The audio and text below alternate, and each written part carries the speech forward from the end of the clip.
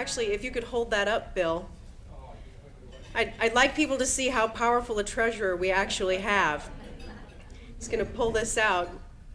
You tried to electrocute him. Well, you know, obviously we weren't successful, thank goodness, because I don't believe we made sure that we had anyone that had signature authority on that checkbook before we did it. That's right.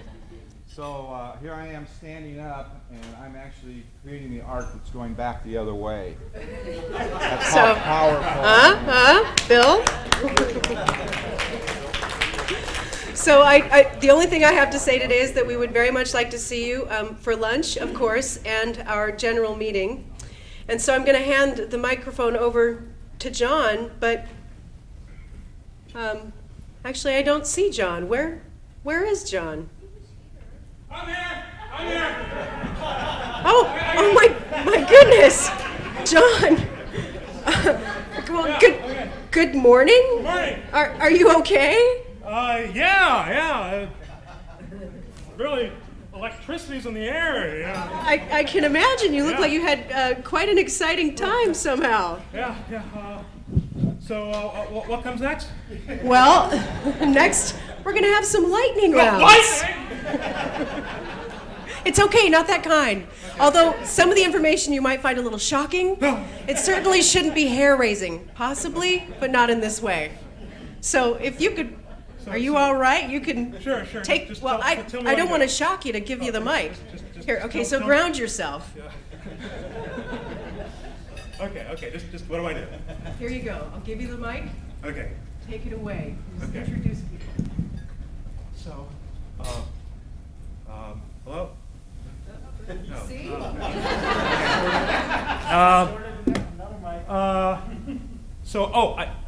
I time people. My phone died last night. I don't know why. Does someone else have like a timer on their phone? Anyone else? You don't have like a phone timer? Oh, can I borrow that? You sure can. Are you sure? Whoops. Something's right. Someone else have a phone I can borrow? I tell you what, we get up, I think Kevin starts first, so why don't you get up here and get your presentation going. And how about if everybody who has a timer on their phone, go ahead and pull it out, set it for some obnoxious sound, and we'll just see what happens, and so we can use everyone. So I've set my timer for 30 minutes. Yeah. 5 minutes, and you ready? I am. We ready with the timers? I'll give you another 10 seconds for getting the timers set up. And here, that may not be working. Maybe if you touch it, you can get it to work. No. Okay. Alrighty. Let's go. All right, so I'm here to talk in 5 minutes, possible for me. All right, whatever. About the iPad as a laptop replacement. So when I first started thinking about this topic, I thought, well, how do I approach this? And I think a little context first. Way back when, we all had computers, or most of us did. We had our desktop computers, our towers, or whatever.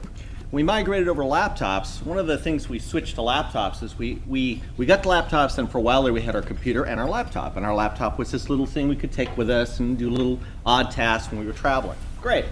Somewhere along the way, we decided that laptops needed to be as powerful as desktops, and then we'd replace the desktops with the laptops. All right? Oh, they need to be powerful. They have to run Photoshop and InDesign, and they need to be able to calculate the trajectory to the moon and all this other good stuff. So our laptops ended up getting bigger and more powerful, which is great, also more expensive. So at some point we're faced with, do I want that $2,500 laptop or that $2,500 desktop? But we still wanted our portability. We still wanted to be able to take it with us. We wanted everything. Along comes the iPad, and I'm just like everybody else. I had a desktop. I went from a desktop to desktop and laptop, and then to powerful laptop. When the iPad came along, at first I was sort of scoffing at, just a big iPhone, just a big iPad, or just a big iPod. I finally got one. I started to realize the potential of it, and I thought, wow, this is really more than this. And what it allows me to do is actually do my workflow. And this isn't really about replacing functionality of the laptop, but can I have a device that allows me to do what I do? All right, and that's what I've come up with the laptop. It's my little workflow. So I'm just going to show you a couple things really quickly. So I'm a creative. I write, I do design and photography, as well as work at my job, my technical stuff that I do at Western. So I look at the tools that I have that I've assembled. Probably the biggest thing for me has been Dropbox. The ability to come in and store my stuff, all right? That's me. Basically store my files and have access to them remotely. And what's great about Dropbox is I can sync them between whatever platform I have. I can sync them here. I can also get to them at my work computer. I can also get to them at my home computer, which I still do have. Oddly though, my home computer is a laptop that's now been repurposed back into being a desktop. All right, so I have something like that. Now, the other thing is I'm a writer and I'm a creative, so I use Storyist. Now, what Storyist is a writing tool. Recently, I participated in NaNoWriMo, and I wrote a novel. All right, so this is one of my early drafts for a novel, and this actually coincides with the desktop version of this, so I can go back and forth between two versions. So here's my manuscript, and I realize that that's an old manuscript. So I can go back here and say, you know, let's go grab from Dropbox. Oops, back down. No, I don't want to do that. There we go. So copy from Dropbox. I'm going to slide down here to my files and go down to NaNoWriMo. There we go. And I can get my latest version, version 9. All right, and I do that, I can then open up version 9, I can make corrections in it here, and then I can resync it back to Dropbox when I'm back at home working. I can pull that back up and continue working and finish it. So I have a way to work in both platforms really easily. I'm a designer too, with big fat fingers. What InkPad allows me to do is actually create illustrations. This is not mine, but to give you a quick example. It's an Illustrator style tool working on a touch interface. Now I also use I have a little a Jot stylus that I use as well when I want to do my drawing work. The other thing I do is that I'm a photographer. So I go into Zenfolio, I can upload all my pictures. This is from my recent trip to Spain. And I can look at my pictures like when I went to Pamplona. I can scroll through any one of these.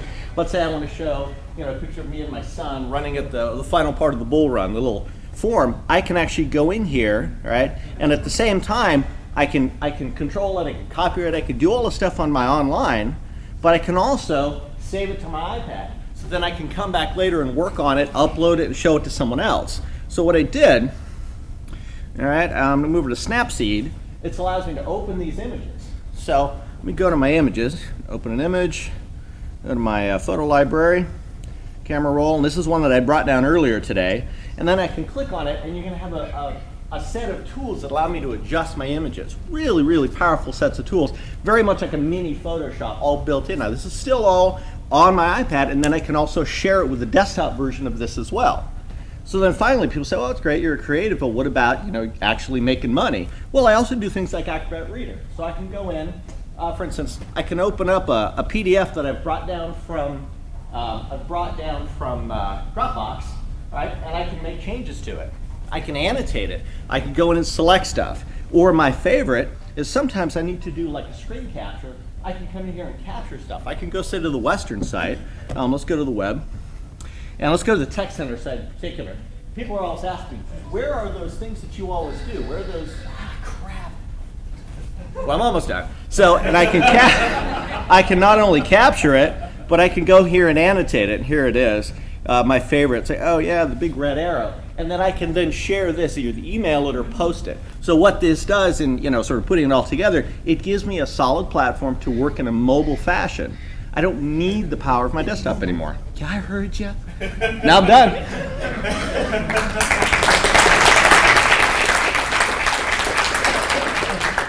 Wow, that was fast.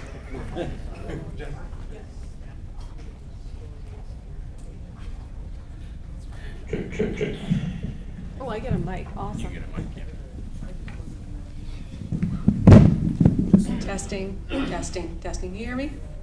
So I'm a lot quieter than he is. I am married to him though, and so when he stepped in the Faraday cage last night, my hair was straight. This is what happened. I support web development and Blackboard at Western, among other things that I do, and I want to talk to you a little bit about how we approach mobile access to Blackboard. Are any of you using the Blackboard Mobile Learn product now? So it'll be maybe new for some of you. I'm just going to show you a little demo of what it looks like. I'm going to try to do this pretty quickly because I also want to talk to you about some custom apps that have been made. So just to kind of show you a little bit about what it looks like, we redirect the login to our regular web login from Blackboard. When the students locate the Western server, it actually redirects them to our regular web login. They log in as they normally would, and then they have access to their courses. And by the way, I'm showing this with Google Docs. This is a PowerPoint presentation. I uploaded it to Google Docs, and so Google Docs is displaying it over the web. And so it's not local to this device at all. It's another little classroom use of an iPad, perhaps. So students will see their courses, and they can access announcements, the syllabus, all the documents. They can download and read things. And this is cross-platform functionality. It works on the iPad and also on Android devices. There are some limitations in the free version of the Blackboard Mobile Learn device, which those of you who use it probably know about. You can only use the iOS version on Wi-Fi, and you can only use the non-Wi-Fi version if you are a Sprint customer. So they've got a very narrow band of users that they address. But fortunately, it includes a very large percentage of portable device users who are going to be iOS users on campus. And we have seen, as we've seen statistics from Blackboard Mobile Learn, hundreds of logins from those mobile iOS devices, very few from Android. So we know we're missing a big chunk of students that we could be accessing. So I'm just going to show you, let's see, the document access. So there's a syllabus document. And they can actually get into all their PowerPoints, and they can look at a PowerPoint right there on the iPad or on the iPhone. And then I'm going to show you the instructor experience on the iPad, which is a completely different interface. So from the instructor side, you can access all of the same things that you can access from the student side. You can also upload files. Now, the only limitation is you can only upload files that are sitting in your photos, in your photo library on your portable device. So it's a little bit limiting, and I hope that at some point Blackboard will expand that so that instructors could put things into a Dropbox or on their iCloud shared drive space and be able to upload files that are PDFs and things like that, which is the large majority of what they do. Most instructors are not uploading images to their Blackboard courses. You know, a few definitely are. So that's just a quick little overview of the Blackboard Mobile Learn app. I won't go into all the details. If anybody wants to talk to me about that, you're welcome to come up and talk to me about it. You can go up to the Blackboard website. You can see video demos of what the applications look like in a lot more detail. Then I want to talk to you about something I can't actually show you because I downloaded some applications onto my iPad, which is an iPad 1, which doesn't happen to work with our display system. But we have some professors at Western, Sandra Alfers and Eric Keene, who developed their own apps that are now sold through the App Store. They were done through an online service, which is called, I think, Edu by App or something like that, or Learn by App. And they basically just worked with this company to develop the content, and then they posted the content online in the App Store through this company, which, you know, if you look at the description of the product, gives them credit, and then they get a little bit of a portion of each sale of the applications. Sandra Alfers developed a German application, so it's called Beginning German Review, and it actually is very detailed. If she could show it to you guys, it has audio recordings, it has words that you can memorize and everything. And the other one, Eric Keene, if you want to look up that application, he developed two, actually, a pre-calculus pre-calculus course and an AP statistics course, and they're both very good. So there are a lot of possibilities, even for instructors who don't have the ability to write a native application for an iPhone device, who aren't necessarily programmers. They can work with external services that can help them put up applications that are specific to what they teach. Thank you.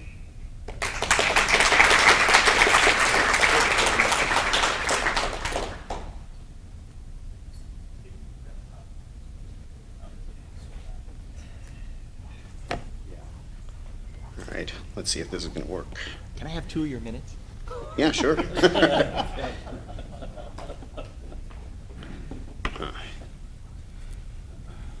Slight difficulty here.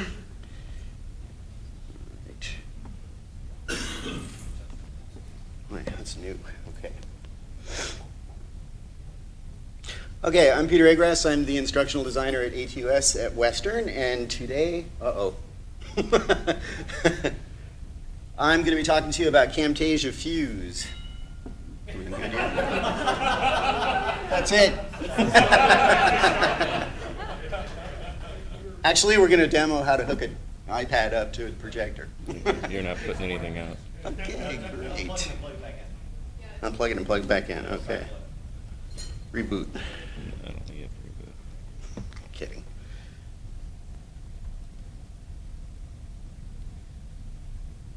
There you go. Okay. Yay. All right, so at Western we have a Camtasia Relay server, and we just set that up last year. And what that allows people to do is to record their desktop with Camtasia, and they can upload that automatically, and it will send out a couple of links to them when it's processed. So you get an email back, and there are two profiles that we usually turn out. One is for iPad, one is for desktop. And recently, Camtasia came out with an app called Fuse, and I just killed it by moving my, there we go. It's really a nice little app. I'm going to find it. All right, so this is at the App Store. It's free. I don't believe this exists for Android, but it certainly exists for iOS. And what happens is when we create an account for somebody, they log in to their Camtasia Relay page, which they'll be coming back to manage their recordings later. And it has a download button, and actually you can choose which platform you're going to download the Fuse app for, whether it's iPhone. And you can actually download Camtasia for desktop also, Camtasia Relay Recorder. So actually, no, I'm sorry about that. The app isn't here. You have to get that from the App Store. You can get Camtasia Relay from here. So when you get it installed on your iOS device, it comes out looking like this, which is actually a fairly simple, oh good, did that turn around? Yeah. Really simple interface. I like it. It's got one huge red button on it. All you have to do, and I'm going to try and pick this up a little bit and not unplug it, but it uses the camera inside your iOS device, and you just hit record, let it record for a couple of whatever, seconds, minutes, and hit stop, and it automatically asks us for a new name, and I just did that again. This is really not good. It's the VGA cable, okay.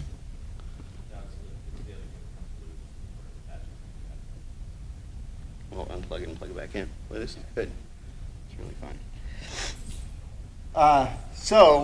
Yesterday, I did a 17-minute recording inside one of the sessions here at the hotel. It took about 4 minutes to upload, and then it took about 6 minutes to produce the URLs and send it back out to me. So within 20 minutes, or 10 minutes even, I had 2 URLs that I could have put into my Blackboard course if that was where I was going, and it was all processed nicely. Now, the thing about this is when you start recording with this app, it's basically no edits. So you just record, it goes up, and you don't have a chance to do any fooling around, at least at this stage. You could get your project files off of the Relay server, open them in Camtasia Studio, which is their larger package, which has a lot of different editing functions built into it, and then edit the project, and it can come out really nicely. So if I was to upload this right now, I would have a choice of a couple of different profiles, desktop and mobile with captioning, or decide later, in case I'm not sure. Captioning is kind of interesting. We've tried a couple of tests with it, and it works fairly well. It's probably somewhat quicker than typing the captioning in yourself for the screens, but it seems to be, I would say, I think other people that have used it, maybe 70% accuracy in there, something like that. So we're pretty pleased with it. We have opened this up for both faculty and students to get accounts in. And I'm not going to try to plug this in again. It's just not working. We have a good number of students, I think, or faculty have used it. John, do we have students who have signed up for accounts? Yeah, we have A few? students that have Camtasia Relay accounts, but I don't know that any of them are using Fuse yet. Right, yeah, so we're expecting that it may take off, and certainly it is easy to use. I've got it on my iPhone, and if you were to find something that you're just out there during the day and you found something that would be interesting for your class, you can just pull it out, record it, upload it, and you're done. Mention the SDF What? project. Another minute for it. No, I'm done. Okay. So we were awarded a small amount of money from our student technology fee to buy a set of iPod Touches for checkout that we will equip for the Fuse. And so you can do these short recordings okay. and send them right up to the server for plug is kind of processing. loose on this one. So essentially it's a web-connected camera is how we're going to treat those iPod Touches. When, do we have them already done? No, we just have approval to move ahead with that. Your mic is on. Okay, so that's it. Thank you. Sorry about the connection problem.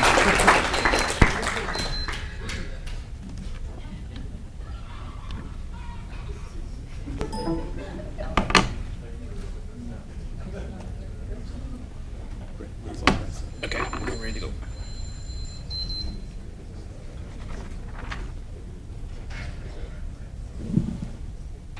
Good morning, folks. My name is Chris, and I am a technology nerd.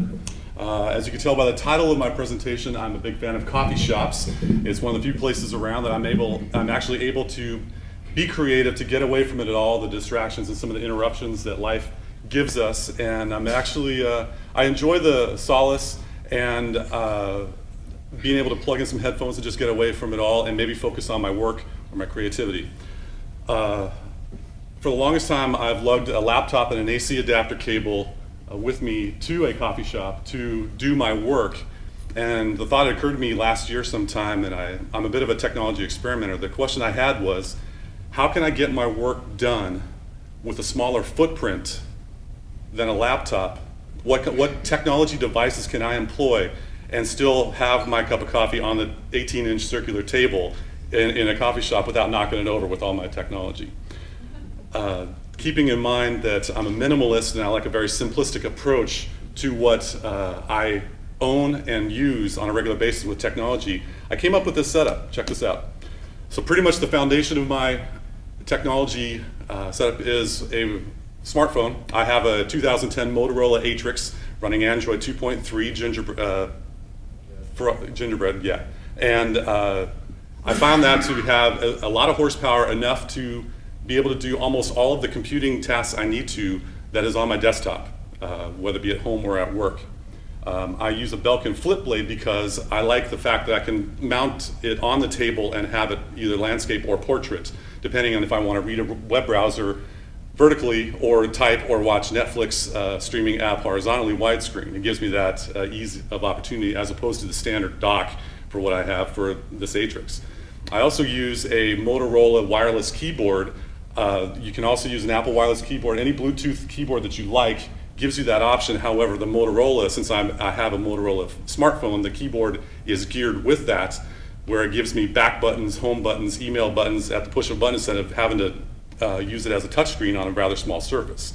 Plus, I get really cramped thumbs from having to use the on-screen keyboard, and I often fat thumb a lot and have to use the delete key when I'm composing messages or creating or writing documents. The wireless keyboard lets me be able to fly, type really quickly, get a lot of work done in an efficient manner. And also I use a Jawbone Era Bluetooth headset because it has A2DP technology, which allows me to stream any sound from my phone directly to the headset. So I can listen to my music. I like listening to ambient music while I'm creating or updating my technology site or communicating. It helps me get a little bit better focus. Plus, I'm able to make wireless calls. I do not like cords. I like having everything wirelessly enabled. And I'm able to use wireless calling, as we all are aware of with the current Bluetooth technology. So why does this setup work for me? I would say the first thing right off the bat, one of the first features is the weight. You get a bag with a laptop and an AC adapter. It's about 8 pounds. To lug that around takes a toll on everyone's shoulders and back, whether you're hustling through an airport or you're going from the parking lot to a coffee shop. The entire weight of these items right here is about 2 pounds on my bathroom scale. Much lighter, much more portable. Yes, there are more devices, but it's a lot easier to haul around. The second thing that I enjoy about this is the battery life. it's fairly evident that a PC laptop will get you around 90 minutes to 120 minutes of unplugged life before you start to get a low battery message. I don't like having that distraction when I'm composing or creating. I want to be able to have confidence to know I can just fly, and when inspiration strikes, go for it. I get about 7 to 8 hours on my phone. I always know that's going to be on for me. I rarely have had a low battery notice when I'm in a coffee shop or elsewhere when I'm composing or creating with this setup. The other option, one of the other features I like, is the always-on internet access. We, as Kevin mentioned, with the iPads as a tablet device, which is a great option for those of you that don't have eyesight that is conducive to a 3-inch screen, an iPad or a tablet, a Motorola Zoom, will be able to give you a lot more real estate for you to be able to view what you're doing.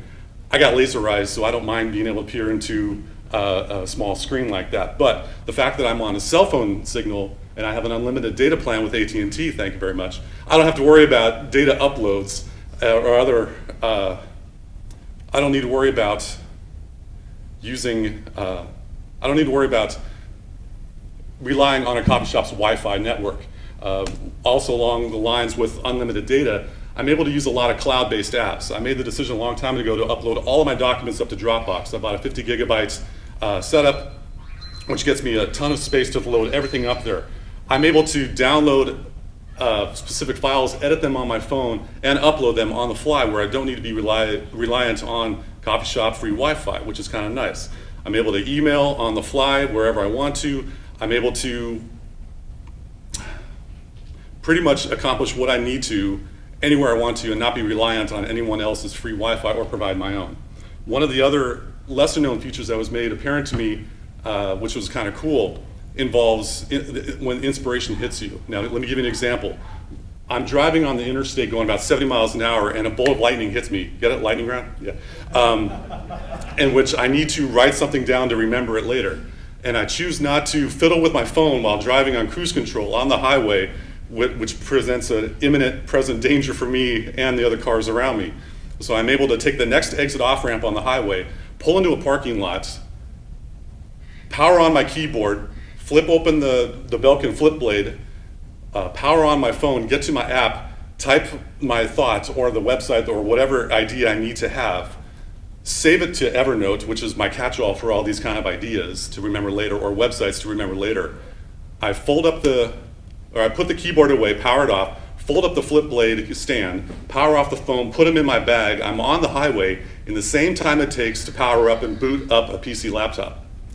I find that instant on technology capability very advantageous for what I'm doing. And as we can hear, there's plenty of timers going on for my time is up. I have expanded upon this on my technology site if you'd like to check it out later, chrispowelltechnology.com/coffeetech, where I expand some of these ideas and get a little bit better analysis of why I like this setup. Thank you very much.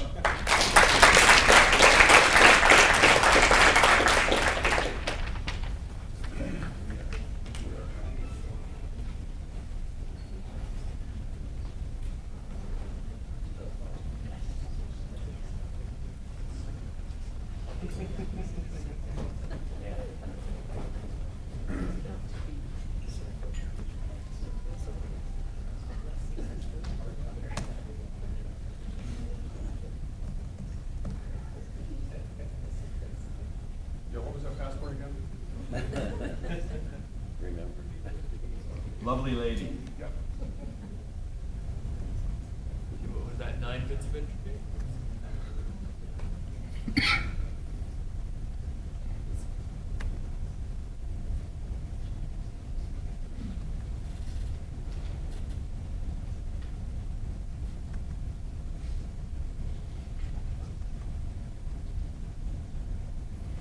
All right. I'm Eric Orton, and this is Bill Cottle, and we're here for teaching apps on your iPad.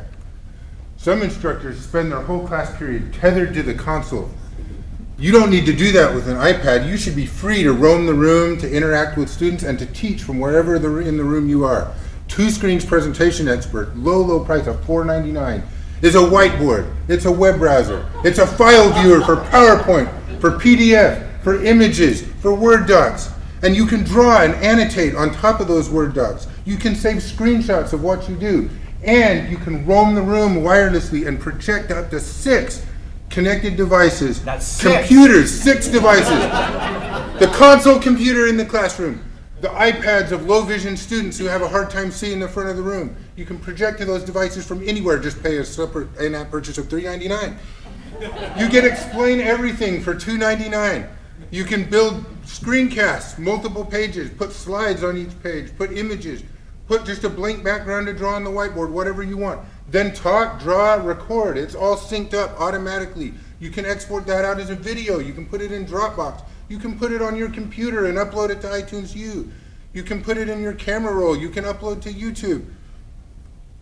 You can get Creative Book Builder, $3.99. Build your own ebooks in the EPUB format. Put them out for iBooks. Put them out for students to download and look at on their computers. Add images to your movie or to your books. Add movies to your books. Add narration recorded from right within the app to your books. This is great for student projects. They can take Create Book Builder and build portfolios and tie media together. You can export and import material from Dropbox. You can bring in EPUB books and modify them. And then for $3.99, Flashcards Deluxe. You can build decks of flashcards with up to 5 sides on each flashcard. You can share these with a variety of services like Quizlet.com so the students can get your flashcard decks and use them for study. You can organize cards into different folders. You can combine multiple decks together to create study aids. It's awesome.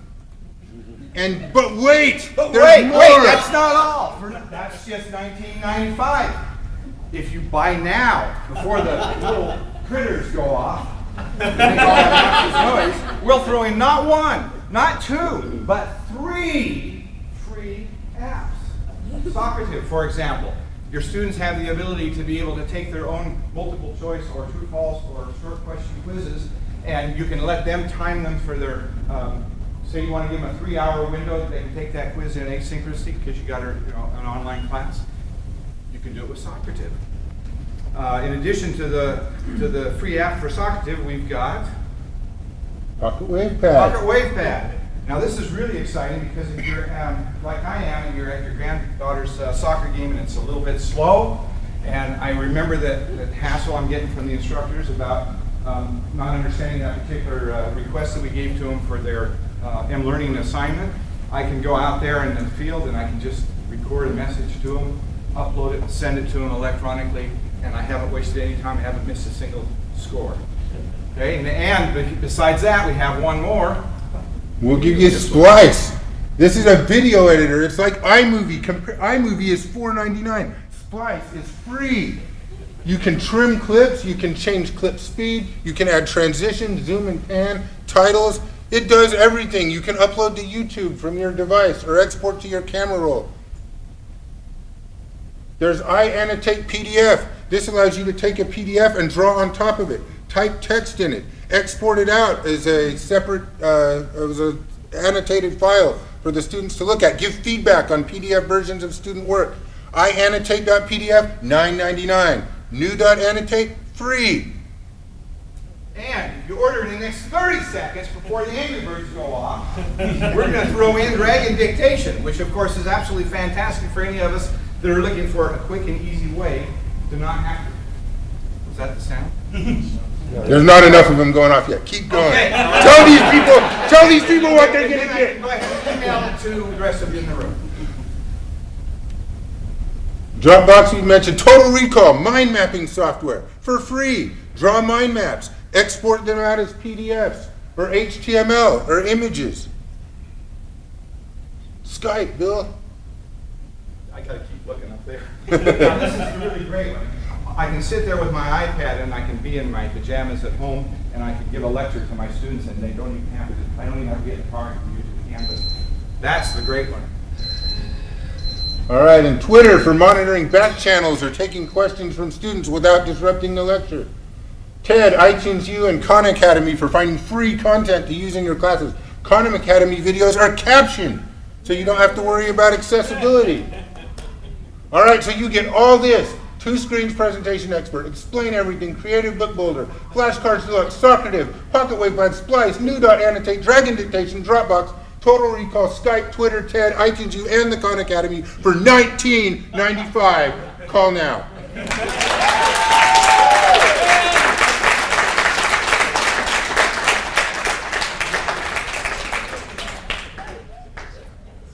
So I guess that's all of our lightning round this morning. We've got concurrent sessions that start at 10, 9:30, 9:45. Is that right? Yes. 9:45. We've got concurrent sessions. So if our vendors are still around, please go check them out one last time. And we'll see you at lunchtime for our business meeting.